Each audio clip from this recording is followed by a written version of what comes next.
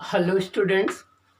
अभी previous class में हम पावर फैक्टर की बात कर रहे थे कि जब भी किसी एसी सर्किट में करंट फ्लो करती है तो उस केस में ट्रू पावर और वर्चुअल पावर के रेशियो को हम पावर फैक्टर कहते हैं।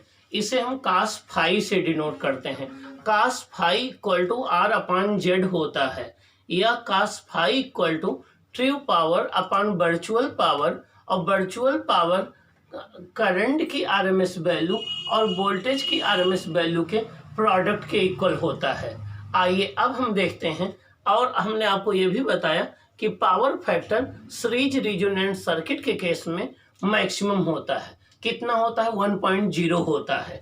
ओके, आइए अब हम देखते हैं कि वाटलेस करंट क्या है या आइडल करंट क्या है। आइए हम देखें वाटलेस करंट और आइडल करंट। अभी इसके पहले हमने डिस्कस किया था कि अगर कोई एक आइडल इंडक्टर है या आइडल कैपेसिटर है तो उसमें करंट तो फ्लो करती है लेकिन पावर कंज्यूम जीरो होता है। करंट तो फ्लो करती है लेकिन पावर कंज्यूम जीरो होती है एक कंप्लीट साइकिल में। इसलिए हम कहते हैं कि वाटलेस करंट फ्लो कर रही है।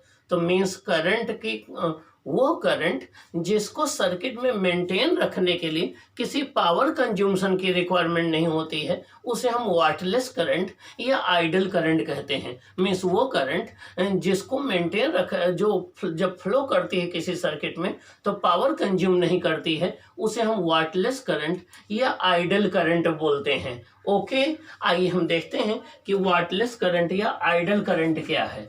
देखिए, ये आपका ये अल्टरनेटिंग वोल्टेज की आरएमएस वैल्यू है जिसको हम वर्चुअल वैल्यू भी बोलते हैं, इसीलिए इसको एप्सिलॉन वी कहा गया है। V for virtual value. तो चाहे आप रूट मीन स्क्वायर वैल्यू कहो या वर्चुअल वैल्यू कहो या इफेक्टिव वैल्यू कहो या आरएमएस वैल्यू कहो, एक ही बातें होती हैं।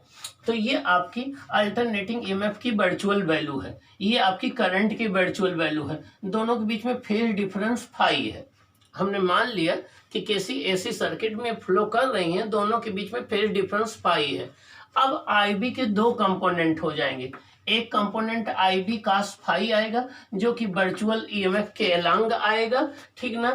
और आईबी कास फाई और ईबी के बीच में एंगल 0 डिग्री होगा। और एक आपका आईबी साइन फाई आएगा जो कि एप्सिलॉन वी के परपेंडिकुलर आएगा। तो करंट के दो कंपोनेंट, एक आईबी साइन फाई, एक आईबी कास फाई। यहाँ आईबी क्या है? करंट की वर्चुअल वैल्यू है या रूट में स्क्वायर वैल्यू है। अब आइए देखें कि ये दोनों कंपोनेंट के द्वारा कितनी पावर कंज्यूम होगी। The current which consumes no power for its maintenance in the circuit is called wattless current और आइडल करंट। वो करंट जो सर्किट में अपने को मेंटेन रखने के लिए कोई भी पावर कंज्यूम नहीं करती है उसे हम वाटलेस करंट या आइडल करंट कहते हैं। In the above figure IB has two components, IB cos phi and IB sin phi। यहाँ पर दो कंपोनेंट है, IB sin phi और IB cos phi। आइए देखें, आईबी कास फाई की हम बात करें तो IB cos phi epsilon V के अलोंग है। इन दोनों के बीच में एंगल 0 डिग्री है। कास 0 1 होता है, तो ये दोनों सेम फेज में हैं, सेम लाइन के अलोंग है। तो इसके द्वारा IB cos phi is in the direction of epsilon V, therefore theta between IB cos phi and epsilon V is 0। Means ये जो कंपोनेंट करंट का है वो आपका इंड्यूस्ड ईएमएफ के आरएमएस वैल्यू के अलोंग है।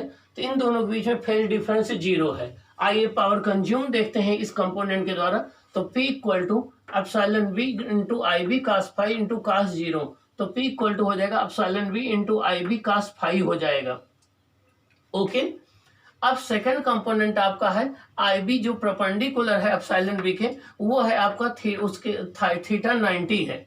अब इस वाले कंपोनेंट के बीच में और एप्सिलॉन वी के बीच में देखिए थीटा कितना है? 90 डिग्री का है। तो इन दोनों के बीच में फेज डिफरेंस 90 डिग्री का, तो थीटा 90 डिग्री है। Power consume by this component, अगर इस कंपोनेंट के द्वारा पावर कंज्यूम हम निकालेंगे तो कितना आएगा? ये आएगा P equal to epsilon V into I B sine phi cos 90 0 आ जाएगा। तो P इक्वल टू 0 वाट आ जाएगा। इसका मतलब ये कंपोनेंट कोई पावर कंज्यूम नहीं करेगा, जो आईबी साइन फाई कंपोनेंट है, जो कि आपके इंड्यूस्ड ईएमएफ के आरएमएस वैल्यू के परपेंडिकुलर कोई भी पावर कंज्यूम नहीं करेगा। This component of IB is called wattless और आइडल कंपोनेंट। इसे हम वाटलेस या आइडल कंपोनेंट ऑफ करंट कहते हैं। As it does not consume any watt when flow through circuit. जब ये कंपोनेंट अगर सर्किट में फ्लो करेगा आईबी साइन फाई, तो ये कोई भी पावर कंज्यूम नहीं करता है, इसीलिए इसे हम आइडल कंपोनेंट या वाटलेस कंपोनेंट कहते हैं। तो करंट की वर्चुअल वैल्यू का वो कंपोनेंट जो कि आपके जो कि इंड्यूस्ड ईएमएफ की आरएमएस वैल्यू के परपेंडिकुलर होता है, जिसके द्वारा पावर कंज्यूम जीरो होती है, उसे हम वाटलेस कंपोनेंट या आइडल कंपोनेंट बोलते हैं। आइए देखें, पावर प्लांट में जहां पर हम पावर को जनरेट करते हैं वहां पर हम चाहते हैं करंट की वैल्यू कम से कम रहे, जिससे हम उसे केबल या वायर में ट्रांसमिट करें तो पावर लॉस मिनिमम से मिनिमम हो। तो उसके लिए क्या होना चाहिए, देखिए P equal to epsilon V I B cos phi. यहाँ से आई बी हो जाएगा P upon epsilon V into cos phi. अब आई बी को मिनिमम रखने के लिए हमें कास फाई को मैक्सिमम रखना पड़ेगा। For IB to be minimum, cos phi should be maximum. So energy loss IB square R is minimum. Means generation state में जहाँ पर पावर को हम प्रोड्यूस करते हैं पावर प्लांट में, वहाँ पर पावर फैक्टर को मैक्सिमम रखा जाता है। While at the consumer state, जहाँ पर आईबी को हमें लार्ज रखना होता है, वहाँ पर कास फाई की वैल्यू मिनिमम होनी चाहिए। तो कंज्यूमिंग स्टेट में पावर फैक्टर की वैल्यू मिनिमम होती है और जनरेशन स्टेट में पावर प्लांट पर मैक्सिमम होती है। Different AC circuit have different value of cos phi but maximum for R only. Power factor की वैल्यू हर एक सर्किट के लिए अलग अलग होती है, लेकिन केवल ओमिक सर्किट होता है तो उसमें इसकी वैल्यू मैक्सिमम होती है, वो 1 होती है। ओके, तो आपने देखा कि आइडल करंट क्या होती है और आइडल करंट किस प्रकार से कोई भी पावर कंज्यूम नहीं करती है, इसी को वाटलेस करंट कहते हैं। अब हम देखेंगे रियल रजिस्टर क्या है और इंडक्टर क्या है, रियल कैपेसिटर क्या है और advantage and drawback of AC over DC क्या है, ये हम देखेंगे। उसके साथ फिर हम आगे डिस्कस करेंगे। ओके,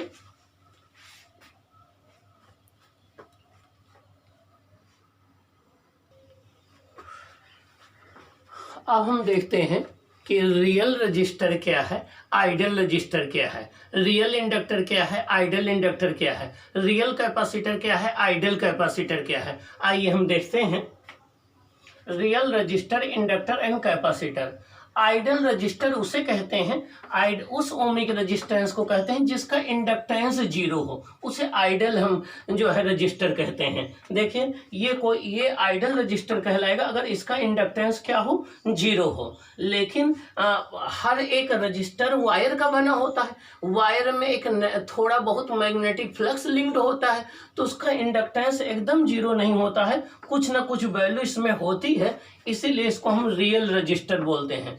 तो ऐसा रजिस्टर जिसका इंडक्टेंस 0 हो उसे आइडल हम रजिस्टर बोलते हैं, और वो रजिस्टर जिसका इंडक्टेंस 0 ना हो लेकिन वेरी स्मॉल हो उसे हम रियल रजिस्टर बोलते हैं। वैसे आइडल रजिस्टर नहीं पाए जाते हैं। रियल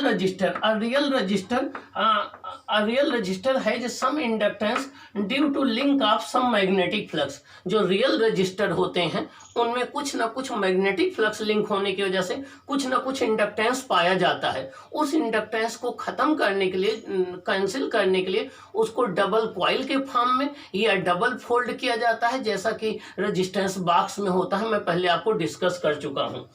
ये आपका जो है वो आइडल रजिस्टर है, ये आपका रियल रजिस्टर है। और जहाँ पर 2 वायर ले लिए जाएं, इनमें करंट फ्लो कर रही हो, तो इनके बीच में एक स्मॉल कैपेसिटेंस भी डेवलप हो जाता है। ओके। आइए इंडक्टर की बात करें। ये आइडल इंडक्टर है, एक ऐसा इंडक्टर जिसका ओमिक रेजिस्टेंस 0 हो उसे हम आइडल इंडक्टर कहते हैं। और देखिए ये इंडक्टर है, इसका ओमिक रेजिस्टेंस 0 नहीं है लेकिन स्मॉल है, इसे हम रियल इंडक्टर कहते हैं। तो रियल इंडक्टर वो होता है जिसका ओमिक रेजिस्टेंस 0 ना हो लेकिन वेरी स्मॉल हो। रीजन क्या है कि इंडक्टर किससे बनाए जाते हैं, मेटल वायर से, और मेटल वायर की रेजिस्टिविटी 0 तो होती नहीं, वेरी स्मॉल होती है। तो वैसे कोई भी इंडक्टर बना होता है तो उसका रेजिस्टेंस, ओमिक रेजिस्टेंस प्योरली 0 नहीं होता है, थोड़ा ना थोड़ा बहुत उसमें ओमिक रेजिस्टेंस होता है जिसकी वजह से इलेक्ट्रिकल एनर्जी लॉस होती है, और इसी को हम बोलते हैं रियल इंडक्टर। तो ऐसा इंडक्टर जिसमें ओमिक रेजिस्टेंस 0 नहीं होता है, एक स्मॉल वैल्यू होती है, उसे हम रियल इंडक्टर कहते हैं। और जब इंडक्टर बनाए जाते हैं तो इंडक्टर के दो टर्न के बीच में थोड़ा बहुत कैपेसिटेंस भी इंट्रोड्यूस हो जाता है, तो इंडक्टर में थोड़ा बहुत कैपेसिटेंस की वैल्यू भी होती है। आइए हम कैपेसिटर की बात करें। आइडल कैपेसिटर वो होता है जिसका ओमिक रेजिस्टेंस 0 हो, जिसका इंडक्टेंस 0 हो, लेकिन कैपेसिटर के प्लेटों के बीच में डाइलेक्ट्रिक भरा होता है तो इसका रेजिस्टेंस वेरी हाई होता है, और इसकी जो कनेक्टिंग लीड होती हैं इनमें थोड़ा बहुत इंडक्टेंस भी होता है, तो इसीलिए इसको रियल कैपेसिटर कहते हैं। वैसे actually ideal inductor, ideal capacitor और आइडल रजिस्टर नहीं पाए जाते हैं। थोड़ी बहुत वैल्यू रजिस्टर में इंडक्टेंस की होती है, इंडक्टर में रेजिस्टेंस की होती है, कैपेसिटर में रेजिस्टेंस और इंडक्टेंस की होती है। तो ये आपको माइंड में ध्यान रखना है। ओके, अब हम डिस्कस करेंगे advantage and drawback of AC over DC, ये हम डिस्कस करेंगे।